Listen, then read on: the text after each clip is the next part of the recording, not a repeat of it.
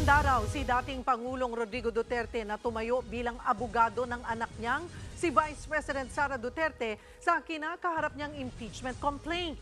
Sinabi ito mismo ng bise na ipinagkibit balikat lang ang mga kinakaharap na kontrobersya. Nasa frontline ng balitang yan, si Bril Montalvo.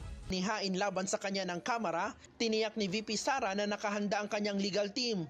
Nagpresenta nga rin daw ang ama niyang si dating Pangulong Digong na maging isa sa kanyang mga abogado. He'll be one of the lawyers for all the cases mo iyang ginaingon, and he's preparing his documents karon sa IBP so that he can sign as a lawyer of good standing.